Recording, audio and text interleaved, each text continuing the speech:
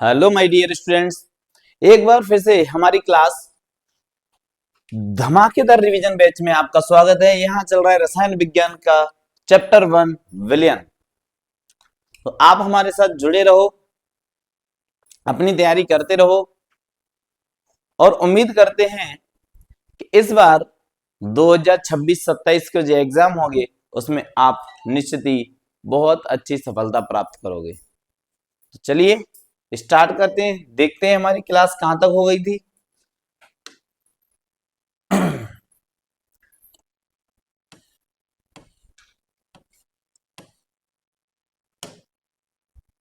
हमने ये घनत्व से परिवर्तन होता है द्रव्यमान का आयतन में, ये भी हमने कर लिया था। और ये मोलरता में अंतर भी हो गया था, मोलरता और मोलरता में अंतर भी हो गया था। और आज हम पढ़ने वाले हैं नॉर्मलता। क्या पढ़ने वाले हैं? नॉर्मलता। नॉर्मलता किसे कहते हैं, कैसे पता लगाएंगे नॉर्मलता को? देखिए, इसको सबसे पहले परिभाषित करते हैं। इसकी परिभाषा क्या है? 1 लीटर विलयन में उपस्थित 1 लीटर विलयन में उपस्थित विलय के तुल्यांकों की संख्या। क्या? विलय के तुल्यांकों की संख्या को विलयन की नॉर्मलता कहते हैं। 1 लीटर विलयन में उपस्थित विलय के तुल्यांक उपस्थित विलय के तुल्यांकों की संख्या को नॉर्मलता कहते हैं। इसे कैपिटल एन से प्रदर्शित करते हैं और इसका मात्रक तुल्यांक प्रति लीटर होता है। क्या होता है? तुल्यांक प्रति लीटर होता है। सूत्र क्या बन जाता है इसका? सूत्र होता है नॉर्मलता बराबर विलय के तुल्यांकों की संख्या बट्टे विलयन का आयतन। क्या बन जाता है? विलय के तुल्यांकों की संख्या बट्टे विलयन का आयतन। दूसरा सूत्र अगर हमें द्रव्यमान में दे रखा हो तो क्या होता है इसका? विलय का द्रव्यमान किस में लेंगे? ग्राम में। और विलय का तुल्यांकी भार और इनटू विलयन का आयतन, और आयतन हमेशा किस में लिया जाएगा? लीटर में लिया जाएगा। किस में लिया जाएगा? लीटर में। इस सूत्र को हम शॉर्टकट में लिखते हैं, सिंपल वे में लिखते हैं तो नॉर्मलता को हम एन से लिखेंगे, तुल्यांकी की संख्या को एन इक्यू, इक्यू हमने सफिक्स में लगा दिया, बेसिकली नंबर ऑफ इक्विवेलेंट को रिप्रेजेंट करेगा, इसलिए हमने सफिक्स में लगा दिया इक्यू बटे विलयन का आयतन। विलयन के आयतन को हम किससे लिखते हैं? बी से। ऐसे ही हमारा जो दूसरा सूत्र है जो द्रव्यमान के टर्म्स में आएगा, द्रव्यमान के पदों में आएगा, उसको कैसे लिखेंगे? नॉर्मलता को हम एन से लिखते हैं, विलय के भार को हम डब्ल्यू से लिखते हैं और तुल्यांक के भार को हम किससे लिखते हैं? ई से। और विलयन का आयतन क्या हो जाएगा? बी से। तो यहां से हमारा फॉर्मूला हो जाता है एन बराबर डब्ल्यू बट्टे ई इंटू बी। और अगर हमारा सिंपल फॉर्मूला होता है वो क्या होता है? एन बराबर एन ई क्यू बट्टे वी। वी यहां पर हमारा क्या है?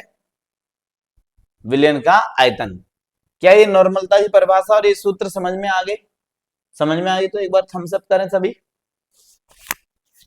अब हम आगे चलते हैं कि ये तुल्यांकी भार है, ये कैसे निकालते हैं? तुल्यांकी भार कैसे निकालते हैं? हमारे पास उदाहरण है। उदाहरण क्या है? सोडियम सल्फेट Na2SO4, इसका एन फैक्टर दे रखा है 2। तो मैं तुम्हें इससे निकाल के दिखाता हूं।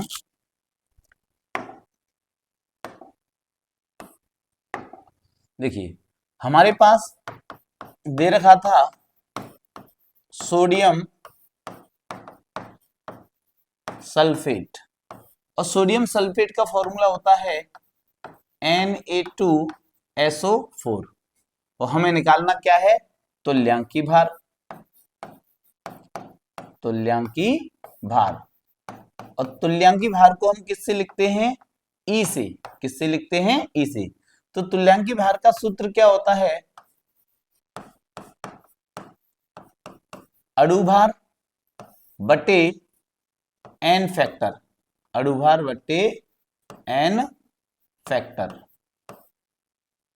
अणुभार को हम लिखते हैं एम डैश से। किससे लिखते हैं? एम डैश से। तो सबसे पहले हमें ये सूत्र देखना है तो इससे हमें क्या निकालना है? अणुभार निकालना है। तो अणुभार निकालो, तो अणुभार बराबर कितना सोडियम है इसमें, हमें कितना सोडियम दिख रहा है 2, तो हम यहाँ पे क्या लिख लेंगे 2Na। अगले परमाणु पे जाएंगे उससे पहले क्या लगा देंगे प्लस का साइन। कितना सल्फर है, एक सल्फर है, एक सल्फर लिख दिया। फिर आगे परमाणु जाने से पहले क्या लगाएंगे प्लस का साइन। कितना ऑक्सीजन है, 4 ऑक्सीजन है, तो यहाँ पे क्या लिख देंगे 4 ऑक्सीजन। अब इसमें सोडियम का परमाणु भार कितना होता है, सोडियम का परमाणु भार होता है 23, सोडियम का परमाणु भार कितना होता है 23, कॉमा सल्फर का परमाणु भार कितना होता है 32 और ऑक्सीजन का परमाणु भार कितना होता है 16। ये हम पिछले कई पदों में सॉल्व करते आए हैं।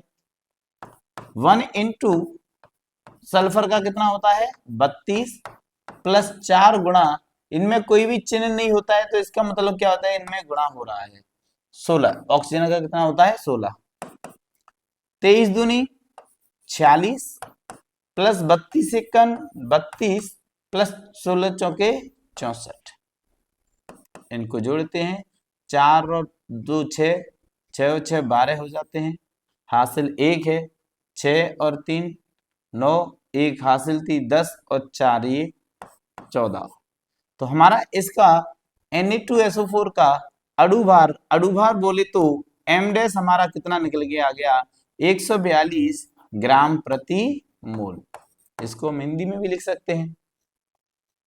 अब यहाँ पर हम n फैक्टर यानी तुल्यांकी भार कैलकुलेट करेंगे, E बराबर m dash upon n factor. तो हमारा m डैश कितना निकल के आ गया 142 ग्राम प्रति मोल बटे n फैक्टर हम कैसे निकालते हैं, n फैक्टर डिपेंड करता है कि वो निर्भर करेगा कि उसमें कितने धनायन हैं या कितने ऋणायन हैं। n फैक्टर धनायन की संख्या या ऋणायन की संख्या पर निर्भर करेगा। अगर अम्ल है तो वो हाइड्रोजन आयन की सांद्रता पर निर्भर करेगा, या फिर क्षार है तो OH आयन की संख्या पर निर्भर करेगा। अगर लवण है तो आयनों की संख्या पर निर्भर करेगा। तो हमारे सामने ये क्या देखा है सोडियम सल्फेट, ये हमारा सोडियम सल्फेट है, वो एक लवण है। क्या है ये, एक लवण है। तो अगर आपने Na2SO4 को तोड़ा तो तोड़ने पर तुम्हें क्या मिलेगा 2Na पॉजिटिव प्लस SO4 समूह है वो अलग हो जाएगा, उस पे आवेश कितना आएगा -2। तो या तो आप n फैक्टर में ये धनायन ले लो या n फैक्टर में ऋणायन ले लो, यानी किसी भी आयन पे उपस्थित आवेश। तो मैं इधर से समझ में और जल्दी आ जाएगा।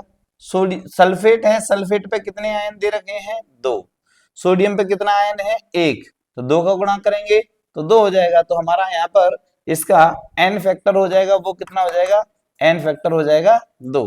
तो यहाँ पे क्या लिख देंगे 2 से जब डिवाइड करते हैं तो कितना आ जाएगा 2 7 14 और 2 1 का 2, तो यहाँ से E का मान कितना आ गया 71 ग्राम।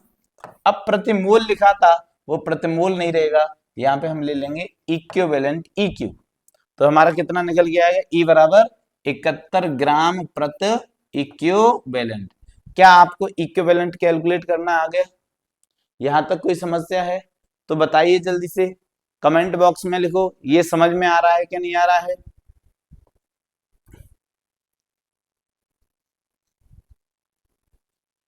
आई होप आपको ये समझ में आया होगा, नोट कर लिया होगा। आगे हम चलते हैं। मैंने यहाँ पर कुछ n फैक्टर लिख दिए, n फैक्टर कैसे कैलकुलेट किए जाते हैं।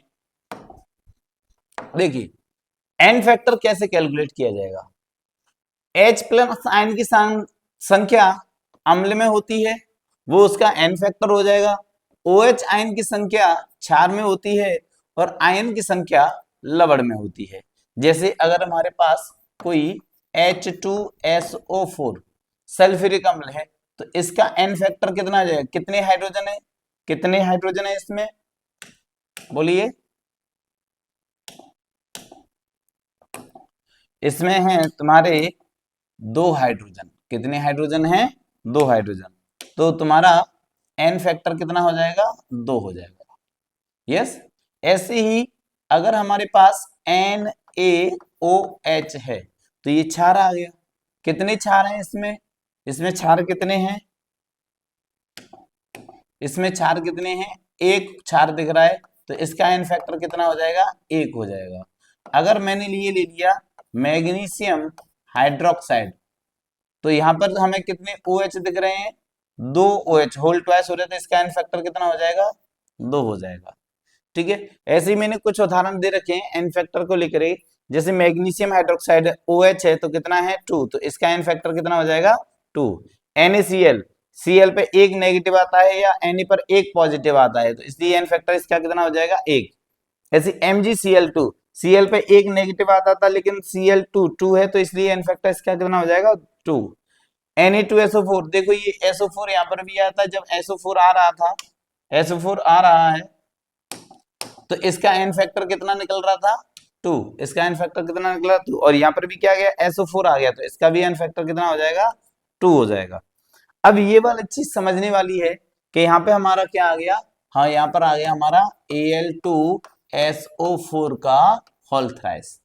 अब यहाँ पे n फैक्टर कैसे कैलकुलेट किया जाएगा, हमें पता है कि अगर कोई SO4 आता है तो SO4 का n फैक्टर कितना होता है 2, तो SO4 का n फैक्टर कितना हो जाएगा, यहाँ पर SO4 का n फैक्टर कितना है 2, तो 2 और SO4 के साथ में किसका मल्टीप्लाई हो रहा है 3 का, तो 3 का मल्टीप्लाई करेंगे तो हमारा यहाँ पे n फैक्टर कितना आ जाएगा 6। ऐसे ही एल्यूमिनियम हाइड्रोक्साइड है, OH है, OH कितना आ रहा है 3, ये क्षार है तो इसका n फैक्टर कितना हो जाएगा 3। अभी मैंने H2SO4 का लिखा था, H2SO4 का कितना है 2, और ये कुछ आयन लिखे हुए हैं जैसे CO3 2 नेगेटिव, 2 n फैक्टर होगा, SO4 2 नेगेटिव, ये 2 नेगेटिव आ रहा है, इस पर 2 नहीं, इसका भी n फैक्टर 2 होगा। NO3 1 नेगेटिव, एक नेगेटिव, n फैक्टर 1 होगा। OH आ गया 1 हो गया, Cn नेगेटिव 1 हो गया, PO4 3 नेगेटिव, कितना हो जाएगा n फैक्टर 3 हो जाएगा। एसीटेट CH3COO नेगेटिव, एसीटेट है तो इसका भी n फैक्टर कितना हो जाएगा 1 हो जाएगा। और MnO4 इस पे भी नेगेटिव बने तो इसका भी n फैक्टर कितना हो जाएगा 1 हो जाएगा। n फैक्टर से हमें क्या पता चलता है, n फैक्टर से हम किसी भी यौगिक का तुल्यांकी भार ज्ञात कर सकते हैं। तुल्यांकी भार कैसे ज्ञात करते हैं, अभी मैंने पीछे एक फॉर्मूला लिखाया था, तुल्यांकी भार कैसे ज्ञात करते हैं। तुल्यांकी भार ज्ञात करने का हमारा फॉर्मूला ये है, तुल्यांकी भार बराबर किसी भी पदार्थ का अणु भार बट्टे n फैक्टर। अणु भार में n फैक्टर का जब भाग देते हैं तो हमारा तुल्यांकी भार निकल के आ जाता है। और n फैक्टर हमने कई बार कैलकुलेट, अणु भार तो मैं काफी प्रैक्टिस करवाई है तो आप निकाल ही लोगे, मेरे ऐसा उम्मीद है। चलिए यहाँ एक उदाहरण देखते हैं। हमारा उदाहरण है 500 ml विलयन में 20 ग्राम CaCO3 घुला है, विलयन की नॉर्मलता ज्ञात कीजिए। हमें ज्ञात क्या करना है, नॉर्मलता ज्ञात करनी है। हमें दिया क्या है, हल करते हैं तो हमें दिया क्या है, V बराबर 500 ml, ml आ गया तो विलयन का आयतन हो गया, आयतन को हम किससे लिखते हैं V से लिखते हैं। 20 ग्राम, ग्राम आ गया तो किसका मान है W का मान, कौन घुल रहा है CaCO3, तो CaCO3 का ये द्रव्यमान हो गया। नॉर्मलता ज्ञात करनी है तो हमारा सूत्र क्या होता है नॉर्मलता का, n बराबर W बट्टे E इंटू V इंटू 1000। 1000 इसलिए लिया गया है कि हमारे सवाल में ये जो आयतन है वो हमें ml में दिया है, अगर लीटर में दिया होता तो हमें 1000 का गुणा नहीं करना होता। जितनी भी कैलकुलेशन होगी वहां विलयन का आयतन हमेशा किस में लिया जाएगा, लीटर में लिया जाएगा, लेकिन यहाँ पर आयतन है वो ml में दे रखा है, मिलीलीटर में दे रखा है, इसलिए हमने ऊपर क्या कर दिया 1000 का गुणा कर दिया, तो हमारा जो मिलीलीटर है वो किस में बदल जाता है, लीटर में। किस में आ जाएगा, लीटर में। मेरी बात समझ में आ रही है। और अगर सीधा लीटर में दे रखा है तो फिर हमें 1000 का गुणा करने की जरूरत नहीं पड़ती। तो चलिए पहले तो हम इसका अणुभार निकालते हैं। अणुभार क्या हो जाएगा, CaCO3 है, CaCO3 का n फैक्टर कितना हो जाएगा 2, क्योंकि CO3 आ गया। देखो ये रहा CO3, अकेला ही CO3 है तो इसका n फैक्टर कितना हो जाएगा 2 हो जाएगा। एक गुणा कैल्शियम का कितना होता है 40, एक कार्बन है, कार्बन का कितना होता है 12, और 3 ऑक्सीजन है तो ऑक्सीजन का कितना होता है 16। 40 एकन 40, 12 एकन 12, 16 3 48, इन सभी को जोड़ देते हैं तो हमारा अणुभार कितना आ जाता है 100 ग्राम प्रति मोल आ जाता है। अब हमें सवाल के अकॉर्डिंग हमें चाहिए तुल्यांकी भार। क्या चाहिए? तुल्यांकी भार। ये क्या निकला है? अणु भार निकला है। और अणु भार निकला है तो तुल्यांकी भार कैसे निकालते हैं? अणु भार में n फैक्टर का क्या दे देते हैं? अणु भार में n फैक्टर का भाग दे दो तो हमारा तुल्यांकी भार निकल के आ जाता है। तो E बराबर अणु भार बट्टे n फैक्टर। अणु भार हमने कितना निकाला? 100, हमने 100 लिख दिया।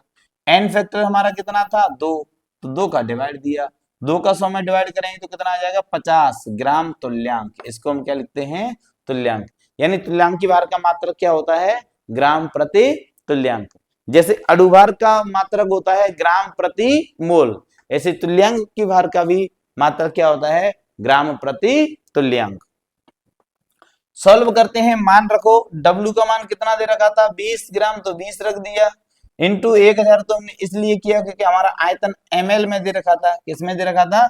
ml में। और ml से हमने उसको किस में कन्वर्ट कर दिया? लीटर में। लीटर में। और बट्टे तुल्यांकी भार हमने ये 50 निकाला है। तो यहाँ पे देखिए ये 1 0 से 1 0 कट जाएगी, 500 से ये 2 बार कट गया, 500 दूनी 1000। 2 का गुणा 2 में करेंगे तो यह आ जाएगा 4 और बट्टे नीचे कौन रह गया है? 5, और 5 का 4 में भाग देते हैं, जाएगा नहीं तो इसलिए हमने पॉइंट लगा लिया। पॉइंट लगा के 0 बढ़ा लिया तो हो गया हमारा 40 और 5 8 40। 5 का 40 में भाग देते हैं तो कितना आता है? 8। तो हमारा आंसर कितना आ गया? 0.8 तुल्यांक प्रति लीटर। क्या गया? 0.8 तुल्यांक प्रति लीटर। क्या ये सवाल तुम्हें समझ में आया? इस तरह से अगर हमारे बोर्ड एग्जाम में कोई भी सवाल आ जाता है नॉर्मलता से रिलेटेड तो क्या आपको करने में कोई हेजिटेशन होगा? नहीं होना चाहिए। ठीक है, तो ये n फैक्टर है। n फैक्टर थोड़ा सा याद कर सकते हैं, लिख लो अगर लिखना चाहो तो, और अच्छे से इनको याद कर लेना। चलिए आगे चलते हैं।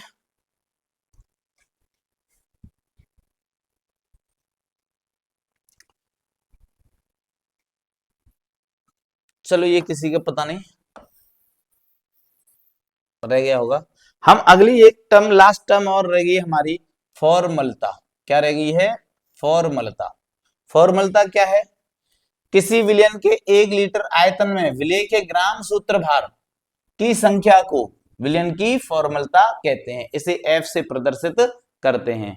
फॉर्मलता इंग्लिश में इसको फॉर्मेलिटी बोलते हैं। फॉर्मेलिटी हो रही है। ठीक है, तो बाकी की प्रक्रिया पूरी वही है। सूत्र इसका क्या होता है? फॉर्मलता बराबर विलय के ग्राम सूत्र भार की संख्या बट्टे विलयन का आयतन। तो यहाँ पे F बराबर फॉर्मलता को F से प्रदर्शित करते हैं। F बराबर NF। जब हम मोल लिख रहे थे तो N लिखा, जब हमने तुल्यांकी भार लिखा तो EQ लिखा। अब हम फॉर्मूलता लिख रहे हैं तो हमने यहाँ पे क्या लगा दिया? F लगा दिया। NF बट्टे विलयन का आयतन। आयतन हमेशा किस में लिया जाएगा? लीटर में ही लिया जाएगा। किस में लिया जाएगा? लीटर में। तो यहाँ पे भी हमेशा किस में लिया जाएगा? लीटर में। अगर हमें ml में दे रखा है तो हम क्या करेंगे? 1000 का गुणा कर देंगे। दूसरा, अगर द्रव्यमान दे रखा हो किसमें? फॉर्मलता बराबर विलय का द्रव्यमान बट्टे विलय का सूत्र भार। क्या आ जाएगा? सूत्र भार। वहां अणु भार लिया जा रहा था, यहाँ सूत्र भार लिया जाएगा इनटू विलयन का आयतन। शॉर्टकट में इसको लिखते हैं तो F बराबर W बट्टे FM इंटू V। FM क्या है? यहाँ पर वही मोलर द्रव्यमान है लेकिन सूत्र भार से निकाला जाएगा, इसलिए हमने F लगा दिया। फॉर्मूला से जितना भी निकाला जाएगा किससे निकाला जाएगा? फॉर्मूला से निकाला जाएगा। क्या ये मेरी बात क्लियर हो रही है? जैसे मोलरता की निकालते थे वैसे ही लगभग ये सवाल है, उसी से मिलता जुलता है। मोलरता में हम अणु भार लेते हैं और यहाँ पे हम क्या ले रहे हैं? सूत्र भार ले रहे हैं। बस इतना ही अंतर है। ये उदाहरण देखो, क्या आपको मोलरता और फॉर्मलता में ज्यादा अंतर दिखेगा? 5.85 ग्राम NaCl को 200 ml जल में घोला गया है। विलयन की फॉर्मलता ज्ञात कीजिए। अगर इसकी नॉर्मलता भी ज्ञात करें तो भी वही निकलेगा और फॉर्मलता भी ज्ञात करें तो भी यही निकलेगा। चलिए तो इस सवाल को आपको सॉल्व कराता हूं। 500 ग्राम। अब एक बार देख लीजिए 5.85 ग्राम NaCl है। NaCl को किसमें घोला गया? 200 ml जल में घोला गया है। विलेन की फॉर्मूला ज्ञात करनी है, तो समझिए। तो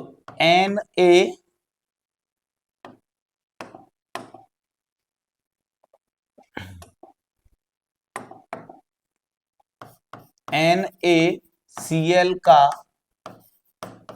द्रव्यमान कितना दे रखा था? 5.85 ग्राम। कितना दे रखा है? 5.85 ग्राम। विलियन का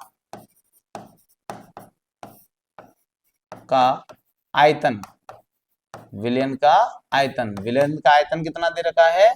200 ml। कितना दे रखा है? 200 ml दे रखा है। देख लीजिए एक बार, 5.85 ग्राम NaCl को 200 ml जल में घोला गया है। ये जल में घोल दिया 200 ml में, और पूछा क्या गया है? इसकी फॉर्मलता पूछी गई है। क्या पूछी गई है? फॉर्मलता। फॉर्मलता आपसे क्वेश्चन मार्क किया गया है। तो फॉर्मलता का सूत्र क्या था? फॉर्मलता को हम किससे रिप्रेजेंट करते हैं? F से। और ये द्रव्यमान है, ये किसका मान हो गया? W का। ये आयतन है, ये किसका मान हो गया? V का। तो F बराबर, फॉर्मूला क्या था? F बराबर W बट्टे FM इंटू V। तो W का मान कितना हो गया तुम्हारा? 5.85 ग्राम ओवर, तुम्हारे पास क्या नहीं है? तुम्हारे पास FM नहीं है, तो FM कैलकुलेट करो। FM बोले तो सूत्र भार, FM बोले तो सूत्र भार, सूत्र भार। तो FM का निकालो, एक Na है प्लस एक Cl है। एक गुणा सोडियम का भार कितना होता है? 23, प्लस एक गुणा क्लोरीन का कितना होता है? 35.5। तो ये मान रखेंगे, तो 23 प्लस 35.5, तो जोड़ते हैं तो यह कितना आ जाता है? 58.5 ग्राम प्रति सूत्र भार। सूत्र भार के लिए मैं यहाँ पर FM ही लिख देता हूं, FM सूत्र भार। तो यहाँ पे आ जाएगा 58.5 ग्राम अपॉन सूत्र भार, सूत्र भार इंटू सूत्र भार संख्या इंटू आयतन कितना दे रखा है? 200 ml। और ml को हम किस में ले लेंगे? लीटर में ले लेंगे। किस में ले लेंगे? लीटर में। और जब लीटर में लेंगे तो ऊपर 1000 का गुणा कर देंगे। ठीक है, चलिए ये देखो 2 जीरो से तो ये 2 जीरो कट जाएगा, और जब इसका इसमें गुणा करेंगे तो ये कितना होगा? ये डेसिमल शिफ्ट होके इधर हो जाएगा, तो ये आ जाएगा 58.5, और ये ग्राम से ग्राम कट जाएगा, अपॉन नीचे भी कितना आ जाएगा? 58.5 गुणा 2। सूत्र भार संख्या ऊपर पहुंच जाएगी, तो ये हो जाएगा सूत्र भार संख्या बटे लीटर। तो ये भी हमारा कट दिया जाएगा, ये भी 58.5 से 58.5 कट जाएगा। हमारा रिजल्ट क्या बचा? 1/2 बराबर कितना आ जाएगा? 0.5 सूत्र भार संख्या बटे लीटर। ये हमारा उस सवाल का क्या हो जाएगा?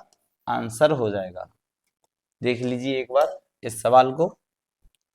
5.85 ग्राम NaCl को 200 ml जल में घोला गया, विलेन की फॉर्मूला ज्ञात कीजिए। और हमने यहाँ पर क्या किया? एक फॉर्मूला का सूत्र लगाते हुए फॉर्मूला ज्ञात कर दी। क्या ये सवाल करने में आपको कोई समस्या है या कोई दिक्कत? अगर दिक्कत नहीं है तो हमारे जितने भी विलेन की सांद्रता के पदों को व्यक्त करने वाले पद थे वो सभी डिस्क्राइब हो गए, व्याख्या कर दिया है। प्रश्न आता है कि निम्नलिखित पदों को समझाइए या निम्न पर टिप्पणी लिखिए। तो इस तरह से हमारे 7, 8, 9 जितने भी हैं बिलियन को प्रदर्शित करने वाले पद, उनमें से आप जो नाम दिए होंगे उसको आप लिख देना। अगर इससे रिलेटेड सवाल बने तो सवाल कर देना। क्या यहाँ तक आपको कोई दिक्कत है, कोई समस्या है तो बताइए मुझे।